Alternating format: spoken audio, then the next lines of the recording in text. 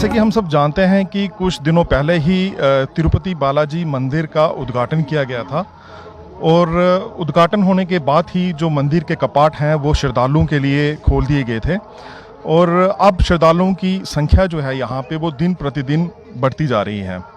अगर हम तिरुपति बालाजी मंदिर की बात करें तो इसको तिरुमला तिरुपति देवस्थानम ट्रस्ट के द्वारा 62 एकड़ ज़मीन पे बनाया गया है और इस पे लगभग 30 करोड़ रुपए की लागत से इसको बनाया गया है।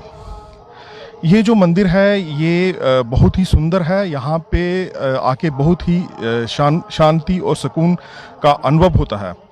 अगर हम बात करें मंदिर की बनाने की तो इस मंदिर को बनाने के लिए विशेषकर से दक्षिण भारत से यहाँ पे पत्थरों को लाया गया है और यहाँ पे जो कारीगर हैं जिन्होंने इस मंदिर को बनाया है वो भी दक्षिण भारत से बुलाए गए थे। इस मंदिर की सुंदरता देखते ही बनती है क्योंकि हम देखते हैं कि यहाँ पे ये जो मंदिर है वो घने जंगलों से घिरा हुआ है और यहाँ पे इस मंदिर के बनने से जो जम्मू का जो धार्मिक पर्यटन है उसको काफ़ी बढ़ावा मिलेगा। हमारे साथ हैं अनुराग मिश्रा जी जो कि तिरुपति बालाजी मंदिर के यहाँ पे पंडित हैं। ये हमें बताएंगे कि तिरुपति बालाजी का मंदिर क्यों प्रसिद्ध है और इसके पीछे क्या धार्मिक मान्यता है। जय श्रीमन नारायण। ये तिरुपति बालाजी जो आंध्र प्रदेश में है वहाँ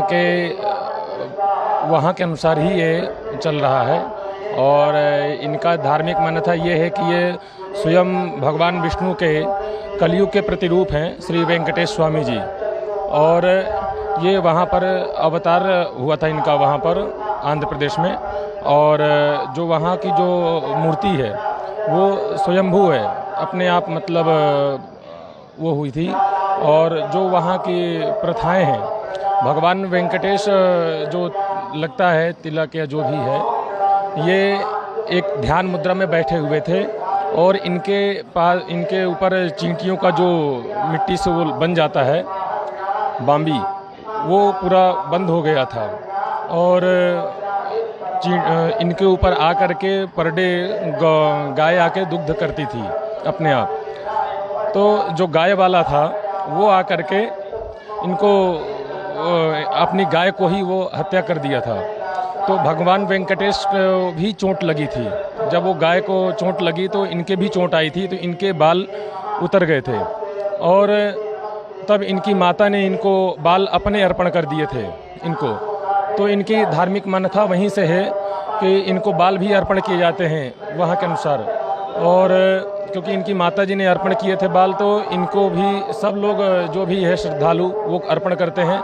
जैसे उन्होंने अपनी माँ को ये कहा था कि मैं अगर मेरी माता ने बाल दिया है तो मैं ये आज से वरदान देता हूँ कि जो भी बाल अर्पण करेगा हमारे आकर के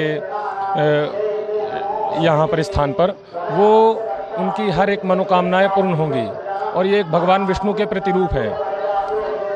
और ये जो ध्वजस्तंभ है सामने ये जैसे हमारे हर मंदिरों में रहते हैं ध्वजस्तंभ तो ये एक द्रविड़ पद्धति के अनुसार ये ध्वजस्तंभ होता है इस तरह का।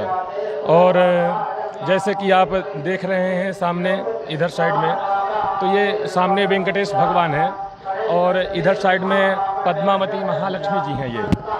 ये भगवान विष्णु के जो धर्मपत्नी थी वो हैं और वेंकटेश प्रतिरूप में भूदेवी से अंडाल माता से विवाह हुआ था तो वो है अंडाल माता और भगवान वेंकटेश के जो प्रतिमा है वो सेंटर पर है। पंडित जी हमें आप ये बताएं कि अगर श्रद्धालुओं ने यहाँ पे आके दर्शन करने हैं मंदिर के तो उसकी क्या टाइमिंग है यहाँ पे? ये मॉर्निंग में 6 बजे ओपन होता है मंदिर। उसके बाद 6 से 6:30 सुप्रभातम होता है। भगवान को उनका जो आसन होता है उनसे उठा करके बैठाया जाता है हर चीज़ें।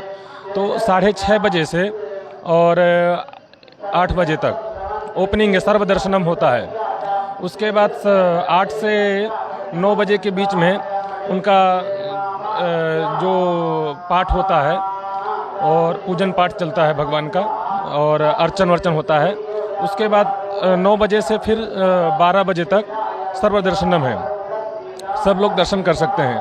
फिर आपका जो 8 बजे का जो टाइम था 8 से 9 इसमें भगवान का जो मॉर्निंग का जो भोग है वो भोग भी लगता है।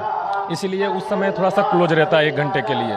इसके बाद 12 बजे क्लोज होता है। भगवान का जो दोपहर में जो भोग लगता है, सेकंड बेल जिसको कहते हैं, हमारे यहाँ इसमें प्रथा है, मॉर्निंग बेल लगती है 8 से 8:30 बजे के बीच में, और आफ्टरनून पे लगती है 12 बजे सेकंड बेल। तो उस समय भी भगवान का भोग लगता है, आरती या जो भी होता है, तो उस समय दर्शन नहीं होता है। उसके बाद इवनिंग तक, शाम तक पूरा ओपन दर्शन है। शाम को 6 से 7 के बीच में थर्ड बेल लग जाता है। उस समय भी भगवान का जो शाम का जो भोग लगता है वो उस समय क्लोज रहेगा। उसके बाद फिर 8 बजे तक दर्शन है, सर्वदर्शनम। और फिर उसके बाद आपका 8 बजे क्लोज टाइम होता है, 8 से 9 के बीच में क्लोज टाइम भी है। और उस समय आपका जो ये नियमावली है, एकांतवास जिसको कहते हैं, भगवान को उनके आसन पर सुलाने का, उसको एकांतवास बोलते हैं। तो उस समय उनको बिस्तर पर उनका पालना लगाया जाता है अंदर, और उनको एकांतवास में उनका अर्चन करके उनको वो किया जाता है। उस समय भी एकांतवास में भी दर्शन होता है, लेकिन वो बाहर से ही होते हैं, बहुत कम उनका मतलब। और 8 बजे के पहले सर्वदर्शनम है। धन्यवाद पंडित जी।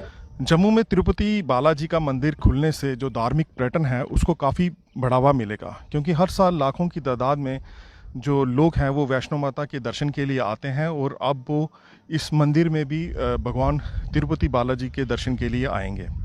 इसके अलावा जो हमारे और राज्य हैं, पास के राज्य हैं, जैसे हरियाणा, पंजाब, हिमाचल, वहाँ से भी लोग जम्मू में तिरुपति भगवान जी के दर्शन करने के लिए आएंगे, क्योंकि सभी के लिए संभव नहीं हो पाता कि वो आंध्र प्रदेश में जाके भगवान के दर्शन कर सकें। तो इसलिए वो वहाँ से भी जो लोग हैं वो यहाँ पे तिरुपति बालाजी के दर्शन करने के लिए यहाँ पे आएंगे।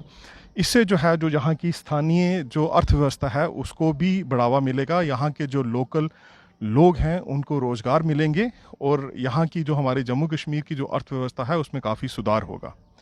देश और दुनिया की खबरों के लिए यूं ही बने रहें फाइनेंशियल एक्सप्लोर न्यूज़ के साथ। नमस्कार।